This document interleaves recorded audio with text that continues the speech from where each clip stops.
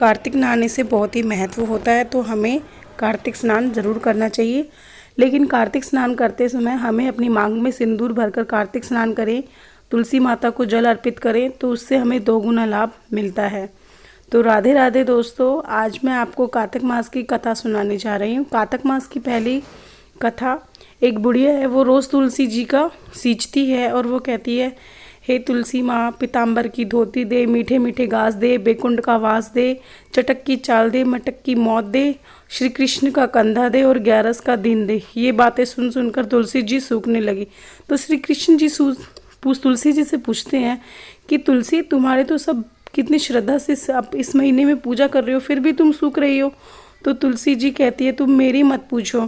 फिर कृष्ण जी कहते हैं, अगर मैं नहीं पूछूंगा तुम्हारी, तो तुमसे कौन पूछेगा तुम्हारी। फिर वो बताते हैं कि एक रोज़ बुढ़िया आती है, मुझसे कहती है कि पीताम्बर की धोती दो, मीठे मीठे घास दो, दाल भात का जीवन दो, चटक की चाल दो, श्री कृष्ण का कंधा दो।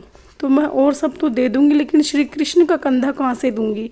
तो श्री कृष्ण जी कहते हैं, तुम्हें उसकी चिंता करने की कोई ज़रूरत नहीं है। जब वो मरेगी तो मैं उसे कृष्ण जी का कंधा देने अपने आप आ जाऊँगा, तुम इस तरह मत सूखो।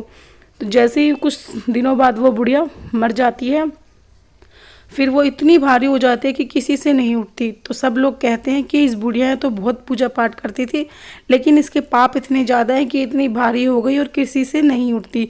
श्री कृष्ण जी एक साधु का रूप लेकर आते हैं। वो पूछते हैं क्या हुआ। वो बोलते हैं कि ये बुढ़िया मर गई है, लेकिन ये किसी से नहीं उठती। तो श्री कृष्ण जी बोले कि मैं इसके कानों में एक बात कहूँगा तो ये हल्की हो जाएगी। वो कहेंगे कि आप भी आजमा लो। वो बोलेंगे, पीताम्बर की धोती लो, मीठे मीठे घास लो, बैकुंठ का वास लो, दाल भात का जीवन लो, चटक की चाल लो, चंदन की काट लो, दाल भात का जीवन लो, श्री कृष्ण का कंधा लो। जैसे वो श्री कृष्ण का कंधा सुनता है और वो हल्की हो जाती है और सब उसको उठा ले जाते हैं। तो हे तुलसी माता, जैसा उस बुढ़िया का कल्याण करा, ऐसा हमारे भी करना। श्री कृष्ण जी हमें भी कंधा देना। एक अलसी होती है, एक तुलसी होता है। एक बार उन दोनों की लड़ाई हो जाती है। अलसी बोलता है कि मैं बड़ा हूँ, तुलसी बोलता है कि मैं बड़ा हूँ। अलसी बहुत तपस्या करने वाला नहीं होता है, लेकिन उसका नियम एक होता है, 1.25 सेर की लापसी बनाकर भगवान को भोग लगाकर घंटी बजाकर जीम लेता था। लेकिन तपस्या बहुत तुलसी करता था, बहुत तपस्या करता था। एक दिन दोनों के बीच आपस में लड़ाई हो गई। अलसी बोला कि मैं बड़ा हूँ, तुलसी बोला मैं बड़ा हूँ। फिर नारायण भगवान वहाँ पर आए। कुछ समय बाद उन्होंने बोला कि तुम्हारा निवारण मैं ही करूँगा।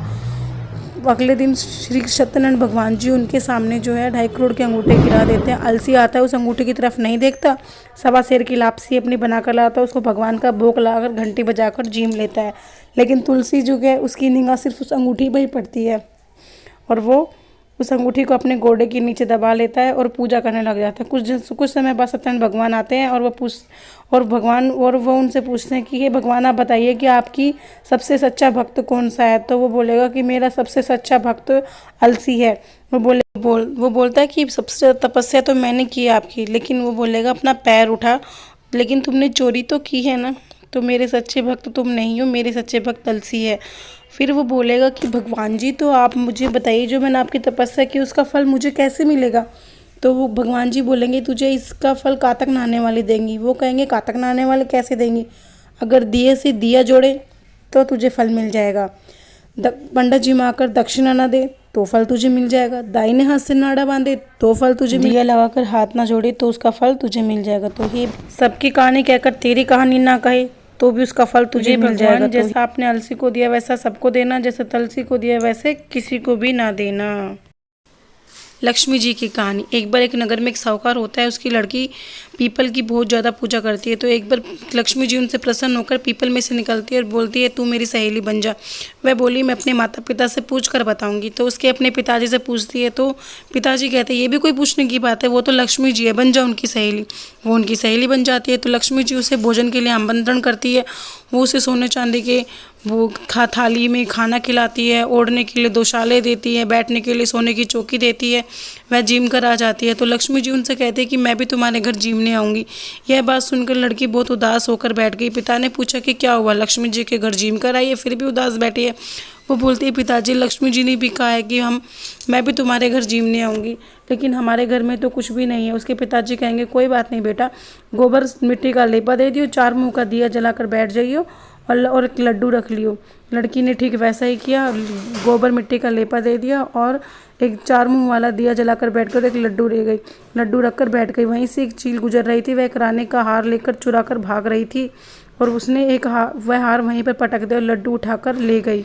उस लड़की ने उस हार को देखा और उस हार में से एक मोती तोड़कर वह बाजार में गई। उसने बोला कि 56 भोग बन जाए इस प्रकार का मुझे सामग्री दीजिए, सोने की चांद, सोने के आभूषण, सोने की चांदी, सोने की चौकी दीजिए। तो वह उसे दे देते और लक्ष्मी जब उसके घर आती है जीमने, तो वह उसको बैठा, आगे आगे गणेश जी, पीछे पीछे लक्ष्मी जी आते हैं। तो वो बोलती है बैठिए। लक्ष्मी जी बोलती है कि सोने की चौकी पर तो मैं राजा महाराजा के घर नहीं बैठी, लेकिन तुम्हारे घर कैसे बैठ सकती हूँ। वो लड़की कहती है कि आप मेरी सहेली बनिए, 28 पीढ़ियों तक मेरे पास ही मेरी सहेली रहोगे, मेरे अड़ोसी पड़ोसी सब देखेंगे, मेरे भाई भतीजे सब देखेंगे, तो आपको तो बैठना ही पड़ेगा।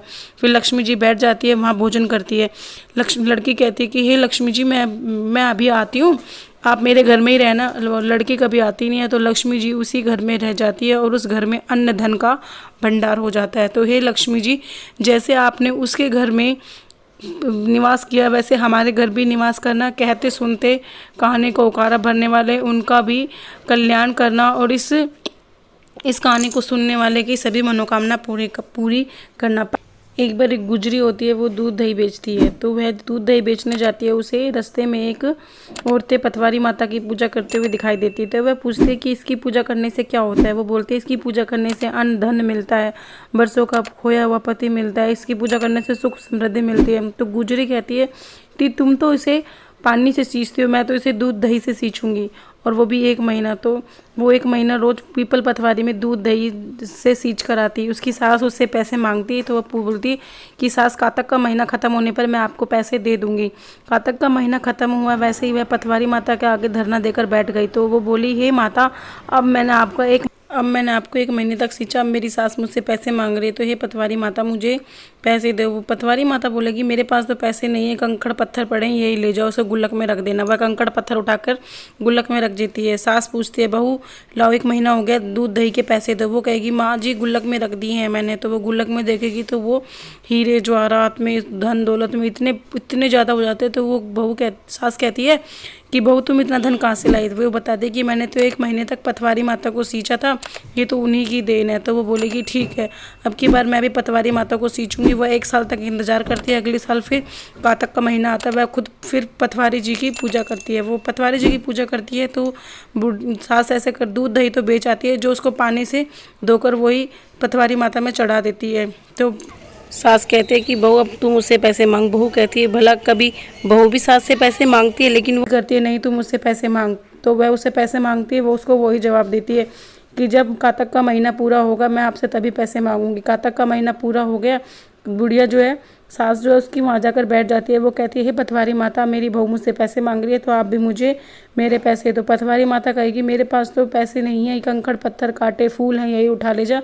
वह उठाकर बहुत खुश होकर उठाकर ले जाती है। तो वह उसको गुल्लक में डाल देती है। फिर अब बहू उससे कहती है कि दोबारा मुझसे पैसे मांग। फिर सास बहू उससे पैसे मांगती है कि सास पैसे दो। वो कहेगी कि मैंने अंदर जाकर रख दिए। जैसे अंदर जाके वह देखती है तो वो कीड़े पत्थर जो है कीड़े मकोड़े में बदल जाता है। तो सास गुस्सा होती है। वो कहते हैं कि पटवारी माता ने मेरे साथ तो दुबात की है, उन्होंने मेरी बहू ने जब सींचा तो उसको धन दौलत दिया और मैंने सींचा तो मुझे कीड़े मकोड़े दिए। तो पटवारी माता कहती है कि तुमने पैसे की भूख से सींचा, इसलिए तुम्हारा परिणाम यही हुआ, और बहू ने मुझे सच्चे मन से सींचा था, इसलिए उसका परिणाम ये हुआ। तो हे पटवारी माता, जैसा सास को दिया वैसा किसी को मत देना, जैसे बहू को दिया वैसे सब